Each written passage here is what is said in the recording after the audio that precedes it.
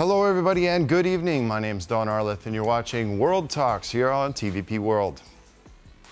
Polls have closed in the Hungarian general elections, and the country recorded record numbers of voter turnout of 77.8%.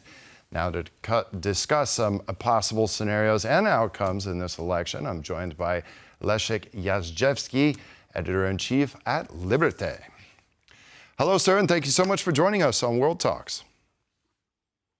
Hi, hello. It's a real pleasure. So we have some preliminary results in just moments ago. 45% of votes have been counted. According to the number of seats to be distributed on that 45%, it looks like Tisza could walk away with 135 seats in the parliament and Fidesz at 57. What's your interpretation of these results thus far? And I mentioned the record turnout. Who do you think that gave the advantage to? Well, it seems like it's a huge monumental victory of Tisza. Of course, we cannot predict everything, the final result based on the 45%. But what is obvious is that when we take into account that the first results are coming from the smaller districts, from the countryside, where often Fidesz has an advantage, and that more and more votes will be coming in later on at night from Budapest and the other bigger cities, it seems that the Tisza victory is both unprecedented, considering the media landscape and the level of oppression by Orbán's regime, but also that this is not a question whether they won, but whether they have the constitutional majority. And I think we might be waiting until very late at night, or even days, to see the final results, to see if they're going to go over the threshold. But the victory, I think, at this stage is, without a question, quite certain. Right. Now, if they get that supermajority, if they get 2/3 of parliament, I mean, that would mark a significant change for Budapest. How do you expect this? If Péter Magyar has such a large percentage, if he has 2/3 majority, how will this affect the operation of the country and its relations with its neighbors and the European Union? Well, Péter Magyar is obviously a very successful, very skilled communicator and organizer to put it off with so much against him, including the provocations, the possible support of interference from Russia with the state apparatus against him. It's obvious that he is a very skilled politician. And then, of course, there's a big enigma, and this big enigma is the Tisza party, which most of the voters and also many international observers don't basically know a single person, maybe with exception of Viktor Orbán, who might be a foreign minister, but most of the people are really not known to the wider public. And then of course, there will be a huge effort of dismantling every obstacle that Orbán created.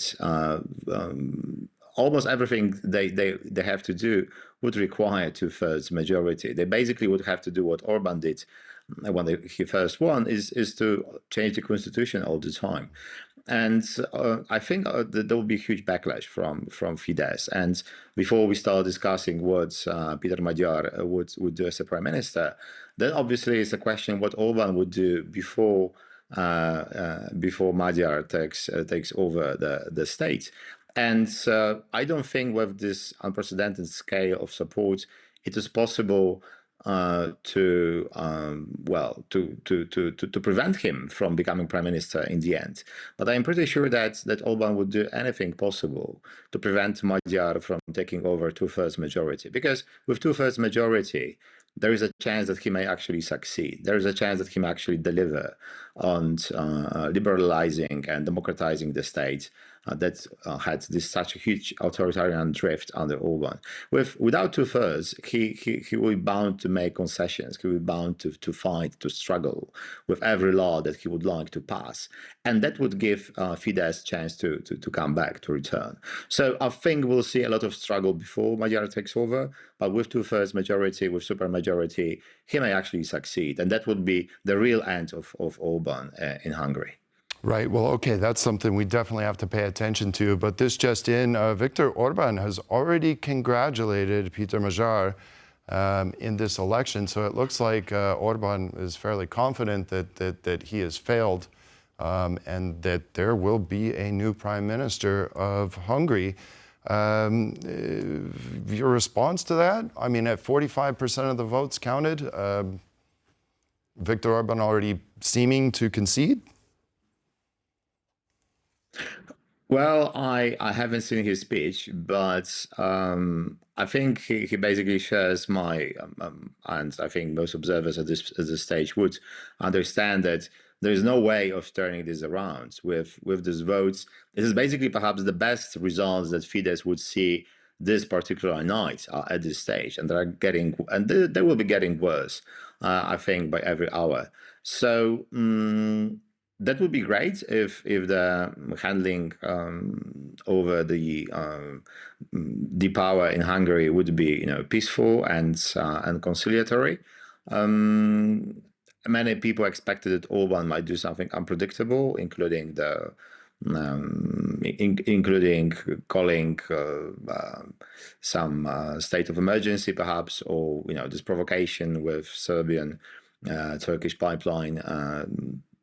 In Serbia from Hungary to delivering the gas was, I think, the effort of trying to at least create this state of emergency, or at least to create the state of danger, to raise the fear that something might happen in Hungary and to push voters towards Fidesz. It didn't happen, and perhaps Orbán understood that it is actually better not to be this authoritarian leader, but to basically concede and let the other side take over the realm.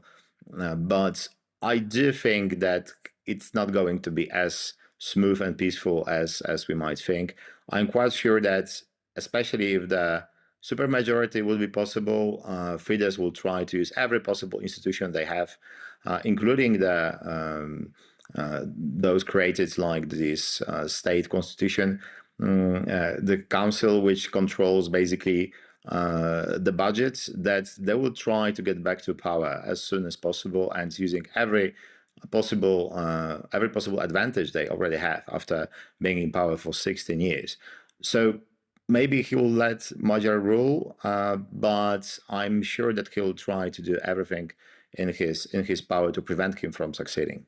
Well, that was the concern if they didn't have the supermajority. Now, if they have the supermajority, will it be possible for the opposition to essentially undo the setup in all those institutions that Orbán has entrenched over the last 16 years?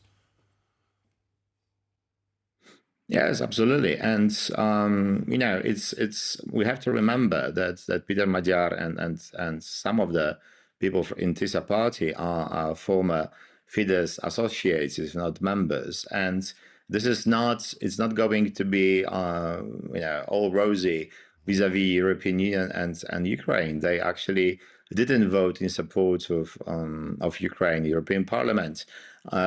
They basically didn't mention European Union too much, and what they are after are EU funds.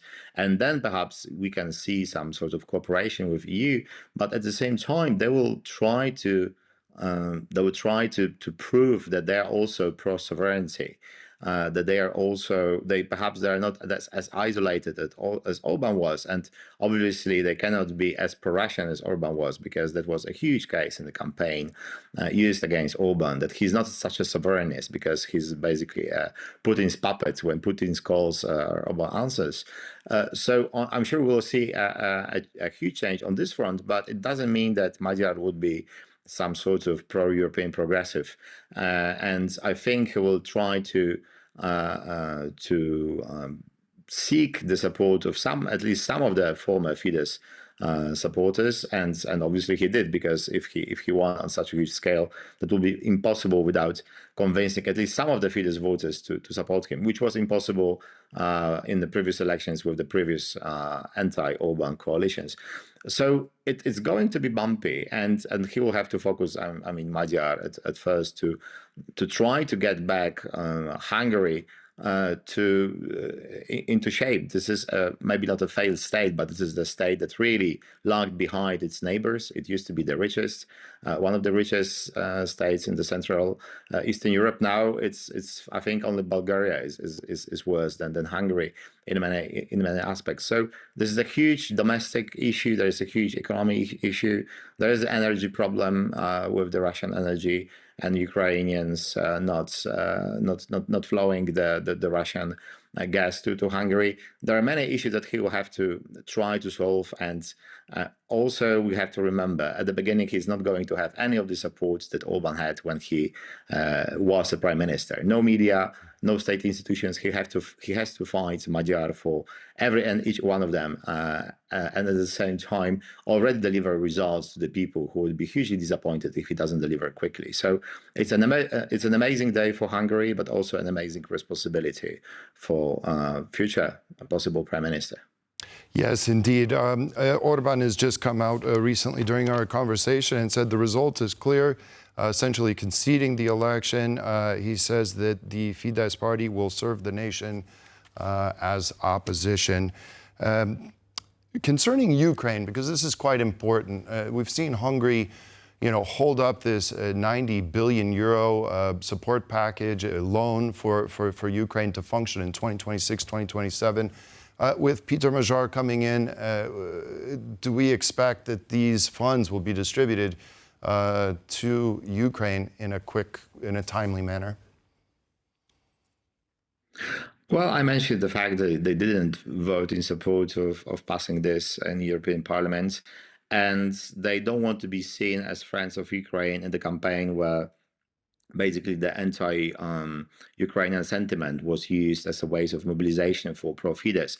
So I think even though there might be no love lost between Magyar and Zelensky, at the same time, obviously they cannot be more anti-Ukrainian than Orbán was. Orbán was basically playing the Russian game inside the European Union. He was a Trojan horse of Putin. And Magyar, I think, is a pragmatic. I think he'll recognize that even though many people in Hungary might be skeptical and might be accepting the Fidesz propaganda, at the same time, he cannot be one against all in the EU. So I'm sure that these funds will be passed relatively quickly, perhaps with maybe some sort of face-saving mechanism allowing Magyar to get something for his support. Maybe the EU funds for Hungary will be released simultaneously. So it doesn't seem that he promised one thing in the campaign and did the other after he took over power.